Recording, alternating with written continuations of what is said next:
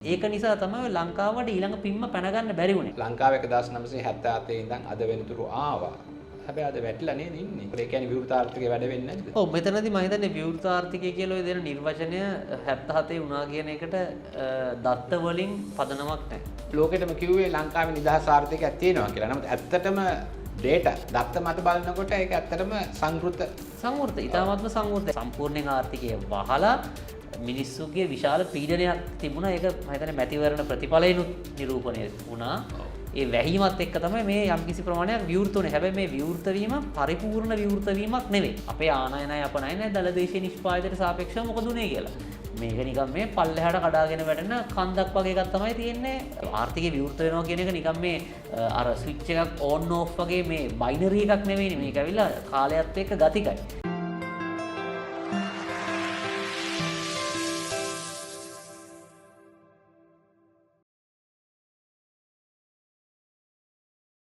අයිබෝවන් අද connect විත් Rohan ideal island වැඩසටහනට මම ඇවිල්ලා ඉන්නවා ඇඩ්වොකාටා ඉන්ස්ටිටියුට් එකට. අද හම්බ වෙනවා ධනනාත් ෆර්නැන්ඩෝ. ධනා අයිබෝවන් කොහොමද? අයිබෝවන් රොහාන් බොහොම ස්තුතියි අපිත් එක්ක සම්බන්ධ වුණාට.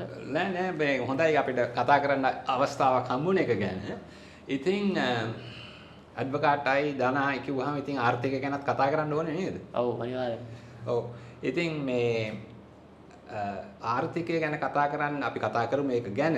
නමුත් ඊයේ පෙරේදා ಭಾರತයේ අග්‍රාමාත්‍ය නරේන්ද්‍ර මෝදි ඇවිල්ලා අවබෝධතා ගිවිසුම් කිහිපයක් අත්සන් කරලා ගියා. ඉතින් එකක් තමයි මේ මම ඔක ඉංග්‍රීසියෙන් කියන්නේ අපි සිංහලට හරවලා කතා කරමු. ඩිෆෙන්ස් කෝපරේෂන් පැක්ට් එකක්. ඒක තමයි මම හිතන්නේ කාමරේ ඉන්න අලියා. elephant in the room. ඒ වගේම තව 8ක් අත්සන් කළා. සම්පූර් සූර්ය බලාගාරය, ඒ වගේම විදුලිය සහ බලශක්තිය ඉන්දියාවට සැපයීම, ඒ වගේම සෞඛ්‍ය NMRA එකත් එක්කයි, ෆාමසිටිකල්ස් වලටයි, ඉන්දිය ඖෂධ ගැනයි, ඕකේ ගොඩක් ඩිජිටයිසේෂන් ඒව ගැනත් ඩිජිටල් කරණය ගැනත්, ඒ වගේම මේ ඊසාන දිග ඊස්ටර්න් ප්‍රොවින්ස් එකට 2.4 billion Indian rupees package එකකුත් ඒකේ කතා කරලා තියෙනවා. දැන් මේවා ඔක්කොම ගිවිසුම් නෙමෙයි නේද? මේවා අවබෝධතා ගිවිසුමක්. ඒ කියන්නේ මෙමරන්නේ. ඔව් අවබෝධතා ගිවිසුමක් එකඟතාවයන් මම හිතන්නේ MOU memorandum of understanding. ඔව් MOUs නේද? ඉතින් දැන් ওই ඩිෆෙන්ස් එක ගැන අපි නැත්නම් අපි ඉස්සෙල්ලාම සම්පූර්ණයෙන් කතා කරමු. ඊට පස්සේ ඩිෆෙන්ස් එකට පොඩ්ඩක් යමු. දැන් මේ ඔය සම්පූර් බලාගාරය ගොඩක් කල් ඉඳලා දැන් මේ පයිප්ලයින් එකේ තිබුණා නේද? ඔව් මම හිතන්නේ මුලින්ම තිබුච්ච එකට වඩා තරමක් වෙනස් විදිහකට තමයි මේක යන්නේ. මොකද කලින් තිබුණේ සම්පූර් ගල්ලංගුරු බලාගාරයක්නේ. ඔව්. දැන් ඒ වෙනුවට තමයි සූර්ය බල බලාගාරයක් බවට පත් වෙලා තියෙන්නේ. ඔව්. එතකොට ඒකට ඉන්දියාවට අමතරව ශ්‍රී ලංකාවේ ඉන්දියාවට අමතරව එක්සත් අරාබි ජනරාජ්‍යයත් යුනයිටඩ් අරබ් එමිරේට්ස් එකත් එක්ක වෙනවා කියලා ඒකේ වාර්තාවල දැක්කා. ත්‍රිවාර්ෂික ගිවිසුමක් සම්බන්ධයෙන් වාර්තාවල තිබුණේ මට හරියටම විශ්වාස නැහැ ඒක සම්පූර්ණ සම්බන්ධයෙන්ද කියලා. හරි. එහෙනම් බලශක්තිය අර ත්‍රිකුණාමලේ බලශක්ති කේන්ද්‍රස්ථානය ගැන වෙන්න ඇති. ඔව්. ඉතින් ඇයි මේ ලංකාවේ දැන් අවුරුදු ගණනාවක් තිස්සේ එක්කෝ ගල්ලංගුරු නැත්තම් සූර්ය බලය එහෙම නැත්තම් ඩීසල් එක එක ඒවායින් අපි එක එක වැඩ කරන අවුරුදු ගණනාවක් කතා කරලා අන්තිමේදී වැටෙන්න ඕන මෙන්න නැත්තම් වැටුනහම තමයි මේ අපි නැගිටලා මේ තුවාලේ පිහදාගෙන ඇවිදින්නේ දුවන්නේ ඉස්සල්ලා. ඉතින් මේ සම්පූර්ණ එකත් ඒ වගේද? ඒකත් තීරණය වෙන්නේ ඉස්සරහට මොන වගේ වැඩක් වෙනවද කියලා. දැන් රොහාන් ඔය විශේෂයෙන්ම හැම වතාවකදීම ලංකාවේ ජනාධිපතිවරයෙක් පත් වෙන අගමැතිවරයෙක් පත් වෙන හැම වතාවකදීම අපි අපේ ජනාධිපතිවරයව අගමැතිවරයා ඉන්දියාවට යනවා. ඒ වගේම මේ තියෙන සම්බන්ධතාවය නිසා ඉන්දියාවේ අග්‍රාමාත්‍යවරයාත් බොහෝ අවස්ථාවලදී ලංකාවට එන අලුතින් ජනාධිපතිවරයෙක් පත් වෙච්ච වහම සංකේතාත්මකව අපේ තියෙන මේ සංස්කෘතික දේශපාලනික ආර්ථික මේ බැඳීම නිසා. හැබැයි දැන් ඔය හැම ප්‍රෙස් රිලීස් එකක්ම ගිහිල්ලා බැලුවොත් එහෙම අවුරුදු ගාණක් ගිහිල්ලා හැමදාම ඔය අවබෝධතා ගිවිසුම් බොහෝ හැම ප්‍රෙස් රිලීස් එකේම මොක තියෙනවා අනිවාර්යෙන්. අමතක වෙනවා. හැමදාම මොක දානවා. එක්ට එක ගැනත් දානවා, ත්‍රිකුණාමලය ගැනත් දානවා, ආරක්ෂාව ගැනත් දානවා. හැබැයි මම දන්නේ නැහැ මේව වෙනවද කියලා. පේන හැටියට වෙන්නේ නැහැ. ඉතින් වෙන්නේ නැති නිසා වෙන්නේ බෑ. නැවත නැවතත් දාන්නේ. ඉතින් ඒක නිසා මම හිතන්නේ විය යුතු දේ තමයි මේක ක්‍රියාත්මක කරගන්න එක. ඔව්. ගැළපෙන විදිහට ක්‍රියාත්මක කරගන්න එක. ඉතින් මම හිතනවා මේවරත් නිකම්ම නිකන් අර කියන්නේ මේ සල්ලි වියදම් කළා දෙපැත්තෙන් ඇවිල්ලා පින්තූර වලට මාධ්‍ය වෙනුවෙන් කරපු අස්සම් කිරීමකට වඩා මේක ඉස්සරහට යන එකක් කියලා. දැන් ඔය ඇත්තටම ඔය බලශක්තිය සම්බන්ධව ඔය ග්‍රිඩ් එක කනෙක්ට් කරන එක මම දන්න තරමට මම ඔය 1970 ගණන් වල වාර්තාවකුත් කියවලා තියෙනවා. ඔව්. ඔය ගැන feasibility study එකක් කරපු මට මතකයි 70 ගණන් හරි 90 ගණන් වල කියන්නේ ගොඩක් කාලෙට කලින්. සෑහෙන කාලෙට කලින්. ඉතින් ඒ කියන්නේ අවුරුදු 30ක් 50ක් ගිහිල්ලත් මේක වෙලා නැහැ. ඔව් ඒක ඇත්තට මට පොඩි දෙයක් එකතු කරන්නත් ඕනේ දන්නත් හොඳ ප්‍රවේශයකට ආවේ. මගේ වයසත් දැන් 70 ගැන කිව්වහම මේ ඒ කාලෙත් කිව්වේ ශ්‍රී ලංකාවේ සිට ඒ කාලේ ලංකාව සිට ඉන්දියාවේ දකුණු ඉන්දියාවට ඉලෙක්ට්‍රිසිටි විදුලි බලය එක්ස්පෝර්ට් කිරීමේ සැලසුමකින් තමයි ඔක පටන් ගත්තේ. ඒක උනේත් නැහැ. දැන් අපි අනිත් පැත්තට ගේන්නත් හදනවා. තවත් කියනවා අපිත් මෙහෙම යවනවායි කියලා. ඉතින් ඔබ හරි අවබෝධතා ගිවිසුම් වලින් එච්චර දුරක් යවෙන්නේ නැහැ. දැන් ඇඩ්වොකාටා ඉන්ස්ටිටියුට් එක ගැන කතා කළොත් අපි ඔබ කොහොමද ඇඩ්වොකාටා ඉන්ස්ටිටියුට් එක හඳුන්වන්නේ? මොකද අපි කවුරුත් දන්නවා අපේ ප්‍රේක්ෂකයෝ දන්නවා ඇඩ්වොකාටා ඉන්ස්ටිටියුට් කිව්වහම. නමුත් ඔබ ඒකට විග්‍රහයක් දෙන්න පුළුවන්ද? පුළුවන්. අපි ආර්ථිකය ගැන විශ්ලේෂණය කරන ස්වාධීන පර්යේෂණ ආයතනයක්. අපි විශ්වාස කරන්නේ වෙළඳපොළ සහ අන්‍යෝන්‍ය වශයෙන් සිදුවන වෙළඳාම මතින් මහන්සි වෙලා වැඩ කරලා නීතිගරුක ශ්‍රී ලංකාවක් හදන්න පුළුවන් කියලා. ඔකට එක වචනයක් මම ඉංග්‍රීසියෙන් කිව්වොත් ෆ්‍රී මාකට්ස් ගැනද කතා කරන්නේ. නිදහස් වෙළඳාම මත පදනම් වෙච්ච ඒ වගේම මහන්සි වෙලා වැඩ කරලා තමයි ශාස්ත්‍රීය සහ නීතිගරුක රටක් හදන්න පුළුවන් කියලා එක තමයි අපි විශ්වාස කරන්නේ. හැබැයි මේ වෙළඳපොළ ක්‍රමය අපි යෝජනා කරන්නේ තරඟකාරී පදනම මත සිදු වෙන්න ඕන කියන එක. competitive markets. competitive markets ඉතාල වැදගත්. ඉතින් මේක මේ ඇඩ්වොකාට් කෙනෙකුට දකුණට බර එකක්ද නැත්නම් දේශපාලන බරක් තියනවද නැත්නම් ආර්ථික මේ කිසිම දේශපාලන බරක් නැහැ අපිට. දේශපාලන වශයෙන් කියන අපි එහෙම දේශපාලන වශයෙන් එන්ගේජ් වෙලා නැහැ. මම රොහාන් මේක දකුණද වමද කියනවට වඩා අපි දැන් ඕනම මේ මාතෘකාවක් පිළිබඳව බලන්න ඕනේ ෆස්ට් ප්‍රින්සිපල්ස් බේසිස් එකකින්නේ. මොනවා හරි දෙයක් වෙන්නේ මොන ආකාරයකටද කියලා තමයි බලන්න ඕනේ. ඉතින් මම දකින්න විදිහට ආර්ථික විද්‍යානුකූලව ගත්තට පස්සේ ඕනම වෙලාවක ගනුදෙනුවක් කියලා කියන්නේ දෙපාර්ශවයටම ජයග්‍රහණය සිදුවන දෙයක්. ඒ වගේම තරඟකාරීත්වය හරහා තමයි මිල පල්ලෙහාට එන්නේ. ඒ වගේම මොනවා හරි දියුණු නිෂ්පාදනයක් එන්නේ. ඉතින් ඒක මම දන්නේ නැහැ ඒක නිර්වචනය කරන අය දකුණද වමේද කියලා සාමාන්‍යයෙන් ඕක සාමාන්‍ය සාම්ප්‍රදායික ක්‍රමයට දකුණ කියලා තමයි කියන්නේ. නමුත් මම ඕක දකුණද වමටද කියනවට වඩා මම අපි කැමති දත්ත සහ තොරතුරු මත මේක ඉදිරිපත් කරන්න. ඉතින් අපි නිතරම කියන්නේ අපේ ආර්ථික පිළිබඳ විශ්ලේෂණය කරන දත්ත සහ තොරතුරු මත. ඒ දත්ත සහ තොරතුරු මත පේන දේ තමයි තරඟකාරීත්වය සහ වෙළඳපොළවල් වැඩ කරද්දී තමයි වැඩිපුරම වාසියක් පාරිභෝගිකයට එන්නේ. ඉතින් ඔව් ඇත්තටම ඕක හොඳ කතාවක් කිව්වේ. ඕක ඩෙන්සියාවෙන් ඕක ඉංග්‍රීසියට හරවලත් කිව්වා. මහජන චීනයේ එදා මේ කොමියුනිස්ට් වාදයේ තුල නිදහස් වෙළඳ ක්‍රමයක් ඉදිරිපත් කර ඩෙන්සියාවෙන් කිව්වා බලලා සුදුද කළුද දුමුරුද කියලා වැඩක් නැහැ. මීයෝ අල්ලනවද මීයෝ කොච්චර අල්ලනවද කියන එක. එතනයි වැදගත් වන්නේ මේ ක්‍රමවේදය තුල. ඉතින් ඒක මම හිතන්නේ ඒක ෆ්‍රී මාකට්ස් වෙන්න ඕනේ නැත්නම් කම්පිටිටිව් මාකට්ස් නැත්නම් මේ රිසල්ට්ස් බේස් රිසල්ට්ස් ඔරියන්ටඩ්. ඒක මට පැහැදිලි කිරීමකට අවශ්‍යයි. මොකද හුඟක් වෙලාවට ලංකාවේ තියෙන්නේ වමට සහ මැද වමට centre and center left and left think tanks තියෙන්නේ. ඒකයි මම ඇඩ්වොකාට් එක ගැන වැඩියෙන්ම ඔය ප්‍රශ්නේ ඔබෙන්ම අහුවේ. මම හිතන්නේ ඒකට සාධාරණ පිළිතුරක් ලැබුණා. එතකොට මේ විවෘත ආර්ථික ක්‍රමය නැත්නම් මාකට් සිස්ටම් එකක් ඇතුළත ලංකාවේ 1977 ඉඳන් අද වෙනතුරු ආවා. හැබැයි අද වැටිලා නේද ඉන්නේ. ඒතකොට ඒ කියන්නේ විවෘත ආර්ථිකය වැඩ වෙන්නේ නැද්ද? ඔව් මෙතනදී මම හිතන්නේ විවෘත ආර්ථිකය කියලා ඔය දෙන නිර්වචනය 77 වුණා කියන එකට දත්ත වලින් පදනමක් නැහැ. ආර්ථිකය යම්කිසි ප්‍රමාණයකට විවෘත වුණා. ඔව්. නමුත් රෝහන් අපි ගත්තොත් එහෙම 1990 ඉඳලා අද වෙනකන් අපේ ආනයනයි අපනයනයි දෙකම දලදේශීය නිෂ්පාදිතයට සාපේක්ෂව අඩු වෙලා තියෙන්නේ. ඒතකොට එහෙම වුණාම ආර්ථිකය විවෘත වෙන්න බෑනේ. ආර්ථිකය විවෘත නම් ආනයනයි අපනයනයි අපේ ඉකොනොමි එකේ සයිස් එකට වඩා වැඩි වෙන්න ඕනේ. ඔව්. ඇත්තටම සිදු වුණේ ඒකයි මම කිව්වේ මේක අපි මේ වමද දකුණද කියලා බලන්නේ නැතුව දත්ත මත බලමු කියලා. දත්ත මත බැලුවට පස්සේ පේන දේ තමයි 77 ඉඳලා 90 ගාන වෙනකන් යුද්ධයයි ඒ ප්‍රශ්නත් තියාගෙන අපේ ආර්ථිකය පිම්මක් පැනගත්තා. නමුත් එතනින් පල්ලෙහාට අපේ ඇත්තටම සිදු වුණේ ආර්ථිකයේ විවෘත වීම නෙමෙයි ආර්ථිකයේ එන්න සංවෘත වීම. සංවෘත කියන්නේ ක්ලෝස්ඩ් ඉකොනොමි එක. සංකෝචනයක් නෙමෙයි මේ අන්න හරි සංකෝචනයක් නෙමෙයි ආර්ථිකයේ වැහිච්ච එක තමයි උනේ. හරි. ඒ කියන්නේ අපිට කිව්වේ ලෝකෙටම කිව්වේ ලංකාවේ නිදහස් ආර්ථිකයක් තියෙනවා කියලා. නමුත් ඇත්තටම data දත්ත මත බලනකොට ඒක ඇත්තටම සංවෘත. ඊටාත්ම සංවෘතයි. ඉතින් කොටින්ම ගත්තොත් එහෙම අද වුණත් අපි කියනවා දැන් සාමාන්‍යයෙන් ආර්ථිකය සාමාන්‍යයෙන් ගෝලීය වෙළඳාමත් එක්ක යන්නේක අධියර කිහිපයකින් වුණා. දැන් ඒ අවස්ථාවේදී උනේ ඔය මූලික වශයෙන්ම 77 දී උනේ ආනයන අපනයන සඳහා මූලික අවස්ථාවක් ලබා දීම. ඒකත් උනේ අර අපි දන්නවා ඊට කලින් තිබිච්ච සංවෘතාර්ථිකය නිසා මම නම් ඒක අලිපදිලා නැහැ. නමුත් මම කියවලා තියෙන සහ පරිශීලනය කරලා පස්සේ පේන දේ තමයි බොහොම දැඩි ලෙස මේක සම්පූර්ණයෙන් ආර්ථිකය වහලා මිනිස්සුගේ විශාල පීඩනයක් තිබුණා. ඒක මම හිතන්නේ මැතිවරණ ප්‍රතිඵලයනුත් නිරූපණය වුණා. ඒ වැහිමත් එක්ක තමයි මේ යම්කිසි ප්‍රමාණයක් විවෘත වුනේ. හැබැයි මේ විවෘත වීම පරිපූර්ණ විවෘත වීමක් නෙවෙයි. ඒක නිසා තමයි ලංකාවට ඊළඟ පිම්ම පැන ගන්න බැරි වුනේ. පරිපූර්ණ විවෘත වීම කියලා කියන්නේ ආනයනය අපනයනත් එක්ක අපේ ශ්‍රම බලකායේ සිදුවෙන්න ඕන වෙනස්කම් ගණනාවක් තිබුණා.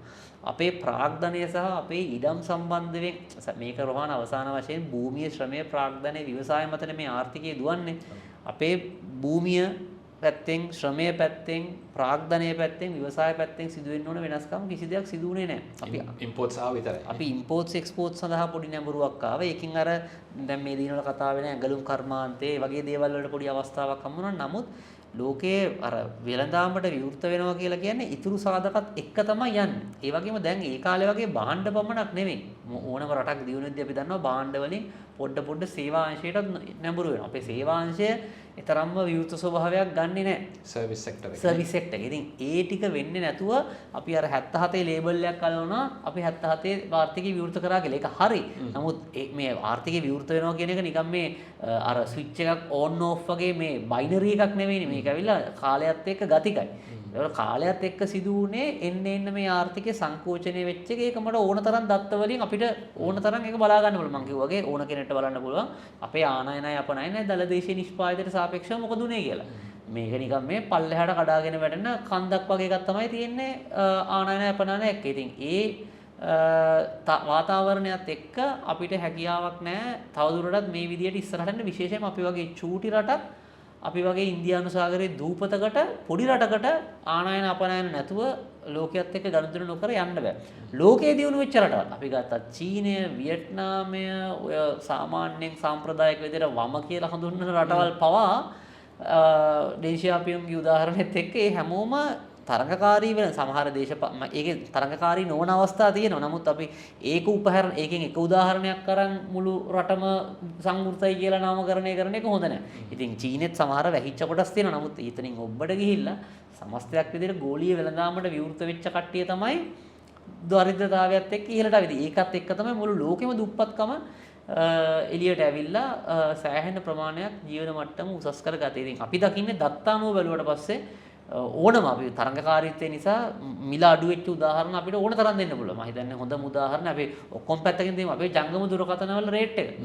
මම හිතන්නේ කාලයකට මම ඉස්කෝලේ යන කාලේ මේ අද මේ උද්දමනය ඇවිල්ලා ඔක්කොම ඇවිල්ලා එන කෝල් එකකට මට මතකද රුපියල් 18ක් හරි 20ක් හරි ගත්තා. එන කෝල් එකට. එන එකට. දැන් ඇවිල්ලා එන කෝල් වලට කවුරුත් ගන්නෙ නැහැ සල්ලි. දැන් ඊකම සම්පූර්ණයෙන් ඩේටා වලට ගිහිල්ලා සල්ලි නොගන්න තත්ත්වයටපත් වෙලා තියෙනවා. ඉතින් ඒ වගේ තරඟකාරීත්වය ආවට පස්සේ තාක්ෂණයේ දියුණු වෙලා මේ මිල ගණන් සම්පූර්ණයෙන් පල්ලෙහාට එනවා. ඕක තමයි සාමාන්‍යයෙන් ආර්ථික විද්‍යාව. ඒක වමද දකුණද කියලා මම හිතන්නේ අපි ඉරිගහ ගන්නවට වඩා අපි තොරතුරු සහ දත්ත ටික අරන් බැලුවා නම් පේනවා ලෝක ඉතිහාසය සහ හැමතැනම මොන විදිහටද මේක ඉස්සරහට යන්නේ කියලා. දැන් ලංකාව අවුරුදු 3කට විතර ඉස්සෙල්ලා බංකොලොත් භාවයට පැමිණුණා. එතකොට ජාත්‍යන්තර මූල්‍ය අරමුදල IMF එකෙන් debt sustainability package එකකින් ඇවිල්ලා පසුගිය අවුරුදු 2කමාර වගේ කාලයක් තුලදී ඒ වැටුණු වලින් ගොඩ එමින් පවතිනවා. බංකොලොත් භාවය කියන ලේබල් එකෙන් අපිව දැන් නිදහස් කරලා තියෙන්නේ, මුදාහරලා තියෙන්නේ, රිලීස් කරලා. හැබැයි දැනුයි නේද ගමන පටන් ගන්න ඉස්සරහට යන්න. ඔව් දැන් කියන්නේ ඇත්තටම ඔව් අපි ගමන පටන් ගත්තේ ටිකක් පහුවෙලා නමුත් දැන් තමයි ගමන යන්න පටන් ගත්තේ. මොකද අපිට අවසාන වශයෙන් ආර්ථිකය වර්ධනය කරගන්න වෙනවා 2028න් පස්සේ එන ණය ටික ගෙවන්න. ණය ටික කියන්නේ ණයවල කොටස් දෙකක් තියෙනවානේ. පොලිය තියෙනවා ණය තියෙනවා. ඔව්. පොලී ගෙවාගෙන යනවා. පොලියෙන් පස්සේ අර ණය පියවන එක එන්නේ 28න් පස්සේ. එතකොට ගෙවන්න පුළුවන් මට්ටමට ආර්ථිකය වර්ධනය කරගෙන තියෙන්න ඕනේ. දැනට තියෙනවා මම හිතන්නේ ඇමරිකන් ඩොලර් බිලියන 6ක් විතර රිසර්ව්ස් ඇතිලා තියෙනවා. ඔව්.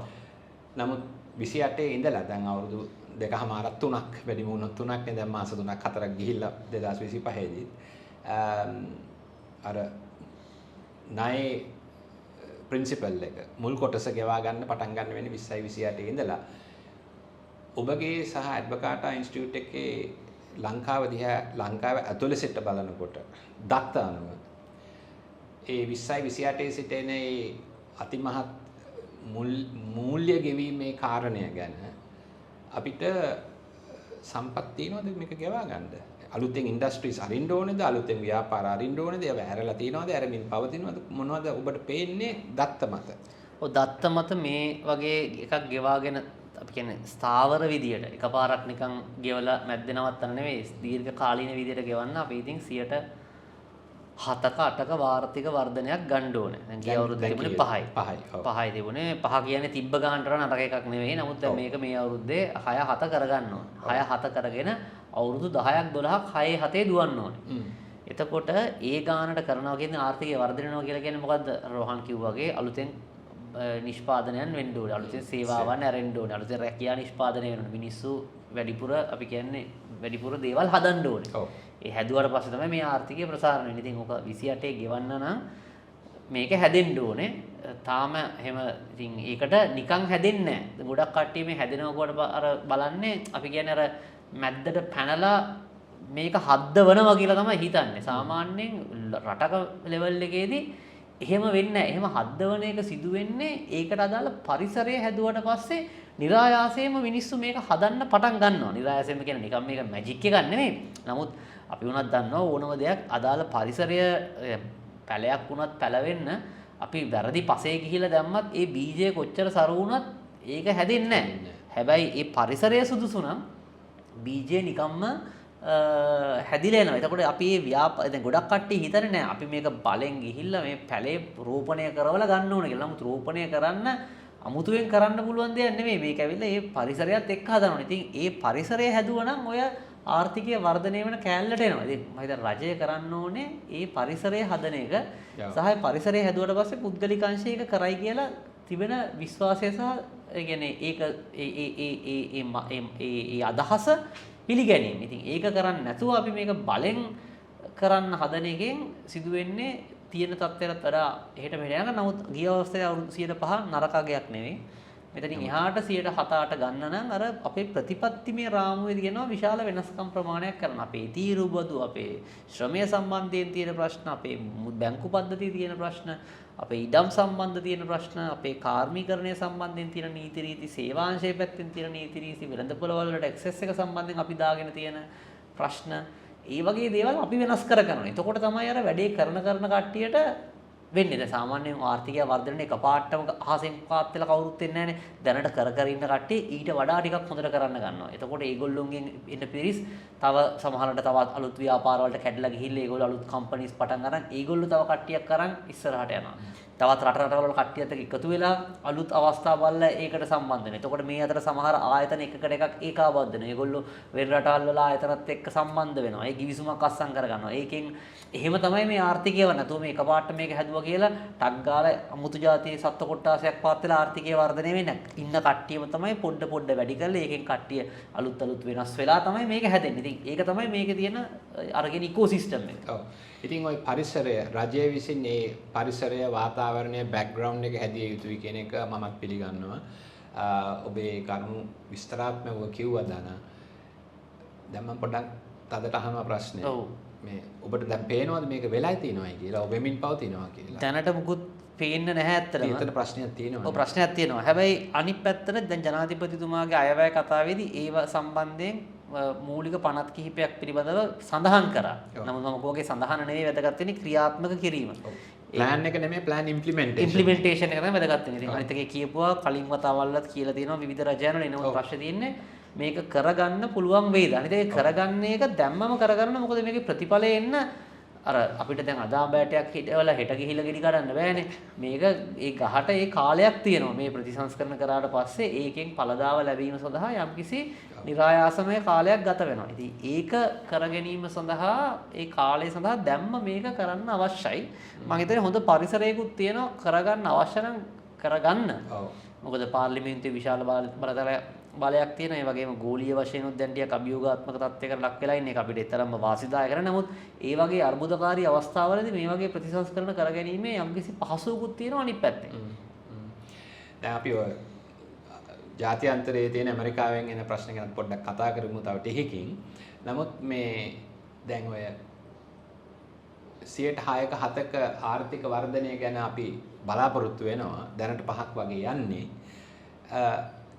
ඉන්දියාව සමග මේ අවබෝධතා ගිවිසුම් මේ වගේම ඉන්දියාවත් සමග සහයෝගයෙන් වැඩ කිරීම කෝපරේෂන් සොලිඩැරිටි ඔය ඔක්කොම එක්ක වැඩ කරලා දැන් මම හිතන්නේ මම මේ වැඩසටහන පටන් ගන්නකොට 250 මිලියන් මිඩල් ක්ලාස් එකක් හිටියා ඉන්දියාවේ. දැන් මම හිතන්නේ 500ක් විතර වෙලා මිලියන් මැද පන්තිය.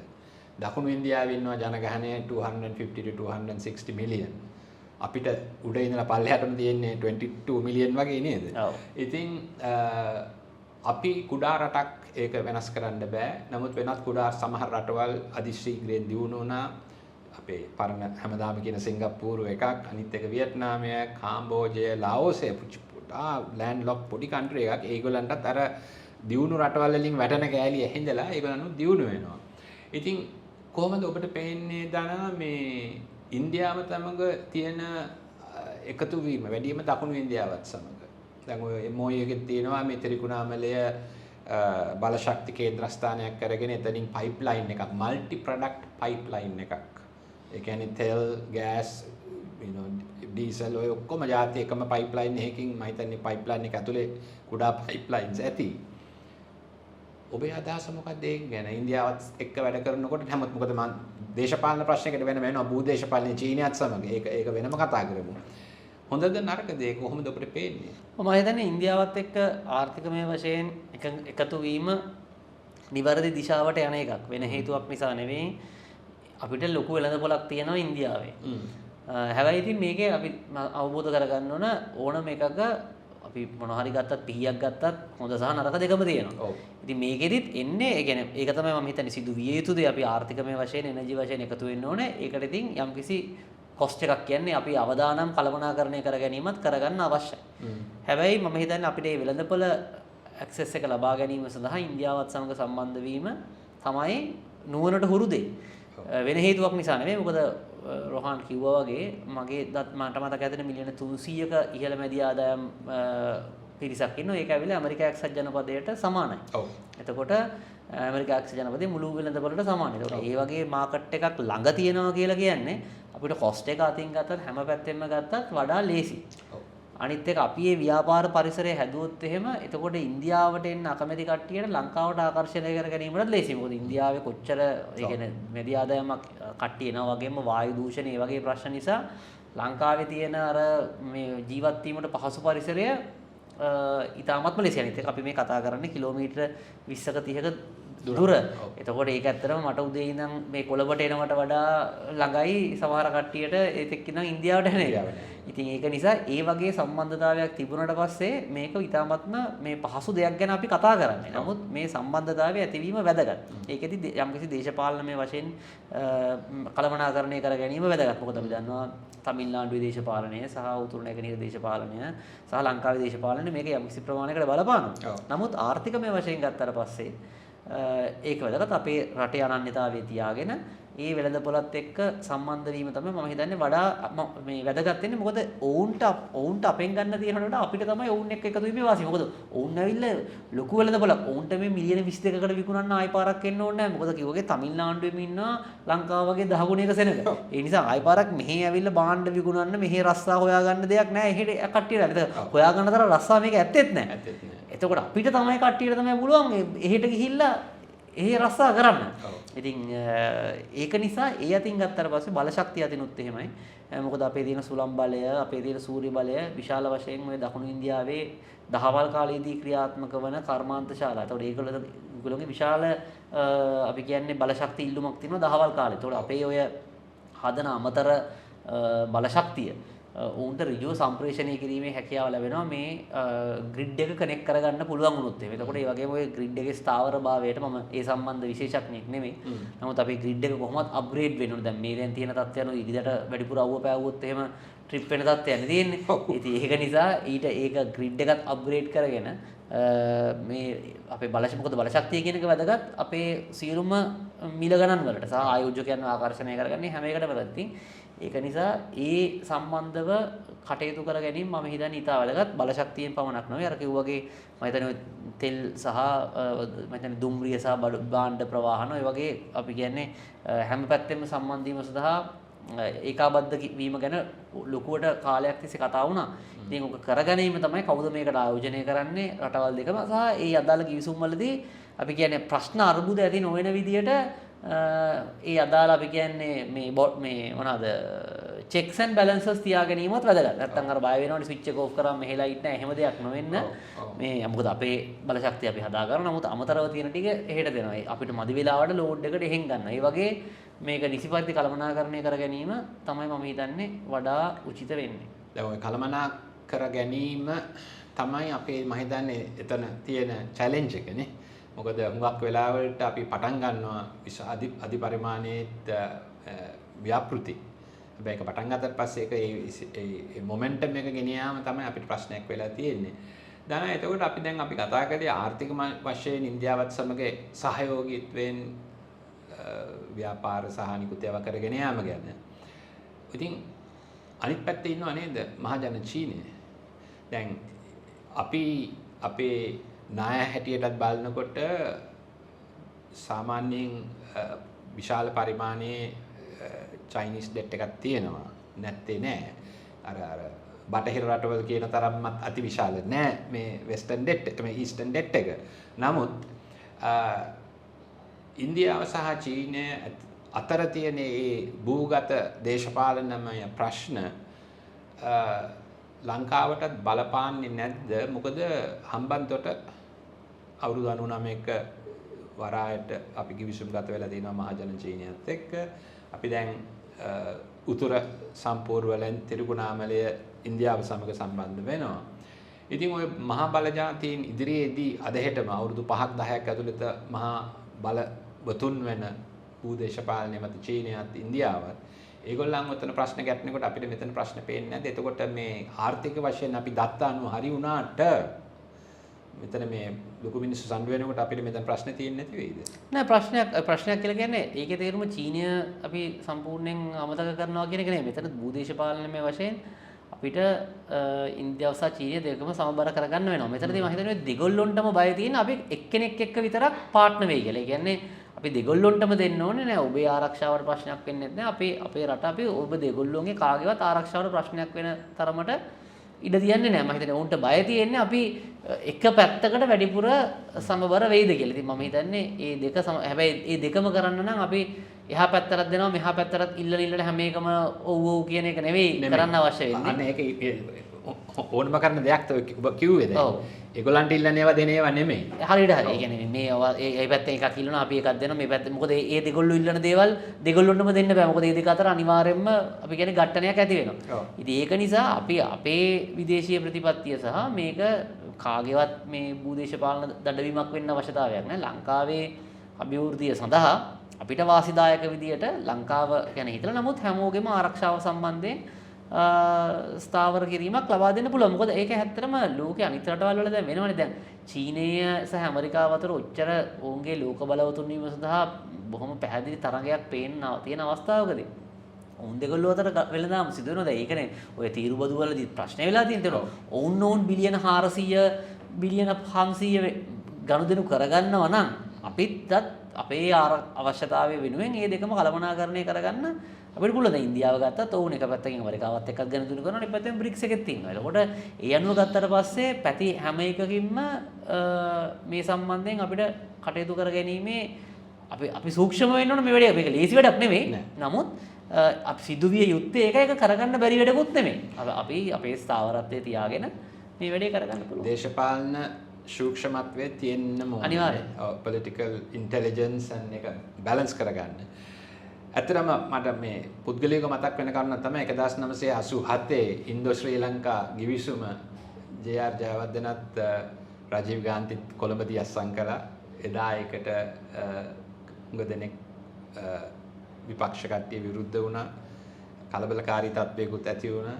අද 2025 දී එවැනිම ගිවිසුම් කිහිපයක්, හැබැයි මේ සැරේ අවබෝධතා ගිවිසුම්, මේකත් එක්කම තියෙන දෙයක් තමයි මේ ඩිෆෙන්ස් කෝපරේෂන් පැක්ට් එක දානවා. ඉතින් හැබැයි ඉතින් මේ එදා අසංකලේ ගිවිසුමක් නීතියෙන් ක්‍රියාත්මක කරන්න පුළුවන් එකක්. අද කරලා තියෙන්නේ මෙමොරන්ඩම් ඔෆ් අන්ඩර්ස්ටෑන්ඩින් නැත්නම් මේ අවබෝධතා ගිවිසුමක් නැත්නම් මම කියන්නේ සටහනක්. මොකද ගිවිසුමක් කියවම කොන්ට්‍රැක්ට් එකක්නේ. මේක ඊට වඩා පල්ලෙහා අදහස් සුමාරු කිරීමේ සටහනක්, ලිපියක්, ලේඛනයක්. ඉතින් අද රජයේ ඉන්නේ එදා විපක්ෂයේ සුළු කොටසකට හිටිය දේශපාලන කණ්ඩායමක්. මේක රවුමේ ගිහිල්ලා ෆුල් සර්කල් ගිහිල්ලා. එතකොට ඒ ඉන්දියාව සමග තිබිච්ච අවබෝධතා ගිවිසුම් ගැන අපි ටිකක් සාමාන්‍යයෙන් කතා කළා. නමුත් තවත් ප්‍රශ්නයක් තමයි මේ මම හිතන්නේ රජය කිව්වේ නොසිතූ අවස්ථාවකදී, මම කියනවා ඒක එමින් පැවතුණු අවස්ථාවකදී ඩොනල්ඩ් ට්‍රම්ප් ජනාධිපතිවරයා හැටියට පත්වීම දා ඉඳලම කියපු කතාවක් තමයි මේ ටැරිෆ්ස් ගැන. මම ඒකට කියන්නේ අදිතීරු බදු. ඔබට ඒ වචනේ කියන්න පුළුවන් හරියට ඒ සිංහල වචනේ. ලංකාවට 44ක් නේද? ඔව්. 88න් භාගයක් දාලා තියෙනවා. මොකද්ද ඔබේ අදහස? ඇඩ්වොකේට් අයගේ අදහස මොකද්ද? අනිවාර්යයෙන්ම මේක බලපෑමක් සිදු වෙනවා විශාල වශයෙන්. එකම තියෙන්නේ මේක ට්‍රම්ප් ජනාධිපතිතුමා කොච්චර දුරට ක්‍රියාත්මක කරයිද ඉස්සරහදී කියන එක. ඉතින් මගේ නම් අදහස පළවෙනි මාස 8 10 තමයි අපි මේකෙන් මූලික වශයෙන්ම බලන්න ඕනේ. මොකද ඉතුම මේක මාස 6කට 7කට පස්සේ රිවර්ස් කරත් ඒ කාලේ රැකෙන්න අවස්ථාවක් තිබෙන්නේ නැත්නම් වෙන්න ඕන හානිය වෙලා ඉවරයි. ඉතින් ඒක නිසා ඒ කාලේ තුරදී අල්ල ගැනීම සඳහා තමයි දෙයක් කරන්න. හැබැයි මෙතනදී මම ඒකට යන්න කලින් රෝහන් තව දෙයක් කියන්න ඕනේ. දැන් ওই භූදේශපාලනමය වශයෙන් ප්‍රශ්න වලට මුහුණ දෙන්න අපි එක රටක් තෝරගෙන ඒකට වැඩි වැඩියෙන් මේ සේවාවන් සපයන්න නැත්නම් ඒ රට මත යැපෙන්න ගියාම තමයි ප්‍රශ්නේ එන්නේ. මොකද එතකොට අනික් රටවල් කලබල වෙනවා. ඒක නිසා සාමාන්‍යයෙන් ඔය නිතරම ඇඩම් ස්මිත්ගේ කාලේ ඉඳන් නිදහස් වෙළඳාමේදී කියන පළවෙනි දේ තමයි අනික් රට කරනකම් ඉන්න එපා. තමන් ඒකට තමන්ගේ පැත්ත හදාගන්න. මොකද එතකොට හැම රටකටම සමබරයි. දැන් සිංගප්පූරුව බලන්න ඕන බොහෝ රටවල් වල දැන් ලංකාවේ කට්ටියට මේ ටූරිස්ට් වීසා කියන්නේ කිසිම වීසා එකක් නැතුව යන්න පුළුවන් සිංගප්පූරුව. ඒතර ලංකාව වගේ මේ හැමෝම ප්‍රශ්න තිබ්බ රටක වුණා සිංගප්පූරුවට යන්න ඉඩ දීලා තියෙනවා. හැමෝටම යන්න බෑ. නමුත් මූලික වශයෙන් ඔවුන් මේ visa on arrival නේ visa free. එතකොට අර ඒ කියන්නේ හැමෝටම තියෙන මේවා ටික මූලික වශයෙන් අවම කරලා තියෙනවා බාධක ටික. එතකොට අනිත් එකේ හැමෝටම සමානව සලකන්නේ. දැන් අපි වුණත් එහෙමනේ. අපි දැන් කොහේ හරි තැනකට ගියාම තව කාට හරිට වඩා වැඩි ටිකට් එකක් මට දෙනවනම් මම බලන්නේ ඇයි මේ මගෙන් වැඩි ගාණක් අඩු කරන්නේ අරයට වඩා කියලා. ඒතකොට ඊට වඩා හොඳයි හැමෝටම සරල තේරුම් ගන්න පුළුවන් එකක් තිබ්බහම ඒතකොට හැමෝම දන්නවා හරි මේ හැමෝටම මෙතනට එනවනම් මේක තමයි මේකේ ක්‍රියාපටිපාටිය කාටවත් වෙනසක් නැහැ කියලා. ඉතින් ඔය විශේෂයෙන්ම ලෝකයේත් එක්ක ගනුදෙනු කිරීමේදී තීරුවදු පැනවීමේදී හැමෝටම සරල කර විදියට තමයි දාන්න ඕනේ. ඇත්තටම ට්‍රම්ප් ජනාධිපතිතුමා ඔය දාපු එකත් වැරදි. ඒක ආර්ථික විද්‍යාත්මකව ගැලපෙන්නේ නැති වුණාට එතුමත් ඒක රටවල් තෝර නෙමෙයි දැම්මේ. එතුමටත් පොඩි තරම නිවැරදි වැරදි වුණත් ලොජික් එකක් තිබුණා. එයා කිව්වේ අපේ උපකල්පනය තමයි රටවල් දෙකක් අතර වෙළඳාම අතර පරතරයක් තියෙනවා නම් ඒ කියන්නේ අපිට මොකක් හරි අසාධාරණයක් වෙලා දෙනවා. නැත්තම් මේක බිඳුව වෙන්න ඕනේ.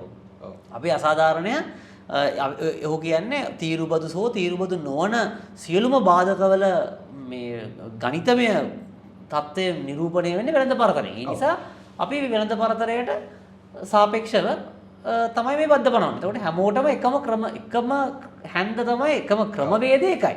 ක්‍රමවේදයක උනම අපිට 88ක් ආවා චීනියට 60 ගාණක් ආවා. ඔහොම තමයි ආවේ. වෙනද පරතරය අනුව. ඉතින් ඒක ලංකාවට වට තුනකින් බලපාන්න පුළුවන්. එකක් තමයි ඔය අපේ අපනයන වලින් අපි හැමෝම දන්නවා දැන් කියලාම 20ක් 25ක් අතර ප්‍රමාණයක් කියන්නේ ඇමරිකා එක්සත් ජනපදය. ඒකට 44ක තීරුබද්දක් කරනවාම අපේ බාණ්ඩවල මිල ඉහළ යනවා. එතකොට බාණ්ඩවල මිල ඉහළ ගියාම ඒ පරිභෝජනය අඩු වෙනවා. එකක්. ඒක පළවෙනි රෝම. දෙවෙනි රෝම තමයි අපි හිතමුකෝ අපේ තීරුබදු බිඳුව කරා කියලා. නිකන් හරි හිතමුකෝ බිඳුව කරා කියලා.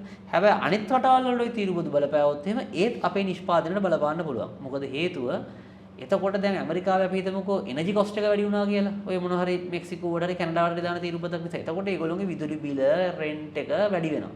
ඒතර ගියාට පස්සේ ඒගොල්ලෝ ඇමරිකානු පාරිභෝගිකයා වෙන කොහෙන් හරි එයාගේ වියදම කපනවනේ. මොකද ඒගොල්ලන්ට කෑමට හෝ khනිජ වලට වෙන මුදලක් යනවා. එතකොට එයා කපද්දි එයා කපන්නේ බොහෝ වෙලාවට අත්‍යවශ්‍ය නොවන භාණ්ඩ වලින්. එතකොට ශීත ඍතුවට ලංකාවෙන්ම වැඳුමක් ගත්තු කෙනා මේ ශීත ඍතුවේ ඒ ඇඳුම නොගෙන ඉන්න පුළුවන්. මොකද එයාගේ රෙන්ට් එක කවර් කරගන්න ඕන නිසා. ඒක අපේ තීරුබදු බින්දුවනත් අපේ භාණ්ඩයේ මිල වෙනස් වෙන්නේ නැති වුණත් අත්‍යවශ්‍ය නොවන භාණ්ඩ කැටගරි එකේ අපේ භාණ්ඩ තියෙනවා නම් ඇමරිකාවේ අර පරිභෝජනය අඩු වෙන නිසා ඒකෙන් දෙවෙනි වතාවේ බලපෑමක් ඇති වෙනවා. තුන්වෙනි වතාවේදී බලපෑමක් ඇති වෙන්න පුළුවන් මේකට වෙන වෙන රටවල් දක්වන ප්‍රතිචාර නිසා. මොකද ඇමරිකාව එහෙම කරාට පස්සේ අපි හිතමු ඔවුන් කැනඩාවට හරි ඕස්ට්‍රේලියාවට හරි යුරෝපා සංගමයේ රටවල් වලට හරි දාන වැඩිපුර තීරුබදු නිසා යුරෝපයේ ජොබ් මාකට් එකේ ප්‍රශ්නයක් වෙනවා. එතකොට ඒක අපේ සංචාරක කර්මාන්තයට බලපාන්න පුළුවන්. මේක මේ ඇමරිකාවත් එක්ක තියෙන ප්‍රශ්නයකට වඩා දැන් යුරෝපයේ ආදායම් වල ප්‍රශ්නයක් ඇවිල්ලා ඔවුන්ගේ ජීවන වියදම වැඩි වෙලා ඔවුන්ගේ රැකියාව අඩු වුණාට පස්සේ මේ මිනිස්සු ඉස්සර තරම් වියදම් කරන්නේ නැහැ. ඒතකොට ඒගොල්ලෝ මුලින්ම වියදම කපන්නේ මොනවටද? වෙනත් රටවල් වලට සංචාරය කරන්න තියෙන එක. ඒතකොට සංචාරය කරන්න වුණාම ඒක අපේ සංචාරක කර්මාන්තයට ඒක ටිකක් තුන්වෙනි අධීරයේ බලපෑම. ඉතින් ඔය විදියට මේකේ ඍණාත්මක පැත්තට බලපාන්න පුළුවන් ධනාත්මක පැත්තට බලපාන්න පුළුවන් එකම ක්‍රමය තමයි ඉතින් ඒ සමහර රටවල් වලින් ඉවත් වෙන දැන් අපිට වගේම අනිත් කොහෙද ඉන්දියාවට ඒවටත් දාලා දෙන හැබැයි එකම තියෙන්නේ ඔවුන්ගේ තීරුබදු ප්‍රතිශතය අපිට වඩා අඩුයි. ඔව්. ඉතින් ඒක නිසා අපිට කිසියම් වාසියක් තියෙනවා නම් සමහර රටවල් එක ගත්තොත් ඒවයි නිෂ්පාදනයක් මෙහෙට එන්න පුළුවන්ද කියන එක තමයි තියෙන එකම අවස්ථාව. ඒ අතින් ගත්තොත් සමහරට වාසියක් වෙන්න පුළුවන්. නමුත් ඒ අවස්ථාව ටිකක් තරම්ම වාසි බවක් පේන්නේ නැහැ. ලෝකේ අනෙක් රටවල් වලට දාලා තියෙන අපේ කලාපේ ඉන්න අනෙක් රටවල් වලට සාපේක්ෂව තීරුබදු අපිට වැඩි නිසා. අපිට වැඩි නිසානේ. ඔව් මොකද මම බැලුවා වියට්නාමය, චීනය, ඒ වගේම සිංගප්පූරුව නම් කිව්වා ලෝරන්ස් වොන් අග්‍රාමාත්‍යවරයා කිව්වා මේ ඒගොල්ලන් ඒ තීරුබදු වලට විරුද්ධව ප්‍රතිචාර කරන්නේ නැහැ කියලා. ඉතින් මම හිතන්නේ ලංකාවේ රජය අපි යවන භාණ්ඩවලට අපනයනය ඇමරිකාවට අපනයනය කරන භාණ්ඩවල යම් කිසි ප්‍රතිශතයක් තියෙනවා නම් අර ඔක්කොම ටැක්සස් ටැරිෆ්ස් ඒ ටිකක් අඩු කළොත් මම හිතන්නේ එතන අපිට පොඩ්ඩක් හුස්ම ගන්න ලේසි වෙයි වතුර පොඩ්ඩක් පල්ලෙහාට යයි. මෙතන සම්පූර්ණයෙන්ම යන්නේ නැහැ. මොකද ඇඟලුම් කර්මාන්තය තමයි මම හිතන්නේ වැඩියෙන්ම මෙතන බලපාලා තියෙන්නේ $3 billion මම හිතන්නේ ඒකේ තියෙන්නේ මේ ඇඟලුම් කර්මාන්තය විතරනේ මේ සම්පූර්ණ අපනයනය අපි ආනයනය කරනවා මම හිතන්නේ $500 million වගේ $500 million ඔන්නතර ඒක නිසා තියෙන්නේ.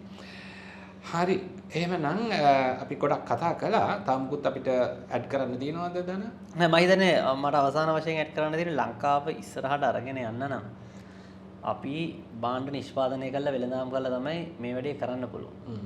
වෙන මොන ආර්ථික සිද්ධාන්ත යනුව හැදෑරුවත් කිසියම් දැන් නිෂ්පාදනය කරන්න නැත්නම් ඒක වෙළඳාම් කරන්න නැත්නම් මේ වැඩේ කරන්න බැහැ. ඉතින් අපි හැමෝම දන්නවා මේ ලෝකේ මම නිෂ්පාදනය කරන ඕන එකක් ලෝකේ ගන්න බලාගෙන නැහැ. මම නිෂ්පාදනය කරන්න ඕනේ ලෝකෙට තරඟකාරී වෙන විදියට. තරඟකාරී වෙන විදියට කියලා කියන්නේ ගුණාත්මක භාවයෙන්, මිලෙන්, රසයෙන්, ගුණයෙන් හැම එකෙම හදනවා නම් ඕන එකක් ඒකට තරඟකාරී වෙනවා. ඉතින් ඒකේ ඒ මට්ටමට යන්න නම් ඉතින් වෙළඳපොළ ගැන ඊට වඩා හිතලා තමයි අපිට මේ වැඩේ කරගන්න වෙන්නේ. ඒකට තියෙන බාධක ටික ඉවත් කරලා ඒකට අදාළ ආර්ථික ප්‍රතිසංස්කරණ ටික ගෙනාවොත් පමණමයි අපිට ඉස්සරහට යන්න පුළුවන්. ඒක තමයි ලංකාව සංවර්ධනයට යන පාරට තියෙන එකම පාර. ඒක ඇවිල්ලා මේ වමද දකුණද ප්‍රශ්නයක් නෙවෙයි. ඒක අර කතාවක් තියෙනවානේ what is right even no one is doing it. And what is wrong even everyone is doing it. ඒ නිසා මේකේ මේක නිවැරදිද නැද්ද කියන තීරණය තමයි අපි ගන්න ඕන. මොකද මේකට අපිට එක අපි නිකන් අර අපි කියන්නේ මේකට රෙටොරික් හද හිටියා මේකට කතාවක් හද හිටියා කියලා මේ ප්‍රශ්නේ විසඳෙන්නේ නැහැ. මේක යථාර්ථවාදීව මුහුණ දෙනවනේ. ඉතින් දැන් අපිට ඇවිල්ලා තියෙනවා අර ඉංග්‍රීසියේ කියවන දෙන moment of truth කියලා. ඉතින් moment of truth එකක් නැවත වරක් ඇවිල්ලා තියෙනවා. මේකට අපි ටැරිෆ් ප්‍රශ්න එක පැත්තකින් මුහුණ දෙන්නේ කොහොමද? අනිත් පැත්තෙන් 2028 වෙද්දී මේ ණය ගෙවන තත්ත්වයට ලංකාවේ ආර්ථිකය හදාගන්නේ කොහොමද කියලා. ඉතින් මේ moment of truth එක තියෙන්නේ ආර්ථිකය වර්ධනය කරගන්න තැන. වර්ධනය කරගන්න එක ලේසි නෑ මේ ට්‍රම්ප්ගේ ටැරිෆ් තත්ත්වයත් එක්ක. මොකද ලෝකේම අවපාතයකට ගියොත් ඒකේ බලපෑම අපිට එන එක වළක්වන්න බෑ. ඒත් හැබැයි ඉතින් අපි කාර්යශූර විදියට පුළුවන් තරම් ප්‍රතිසංස්කරණ කරගෙන මේ තත්ත්වය හදන්න ඕනේ. එතකොට මම හිතන්නේ අපිට මෙතනින් ඉස්සරහට යන්න පුළුවන් වෙයි. ඔබේ අදහස් විශිෂ්ටයි. අපි ආයිත් හමු වෙමු. බොහොම ස්තුතියි රෝහන්. බොහොම ස්තුතියි.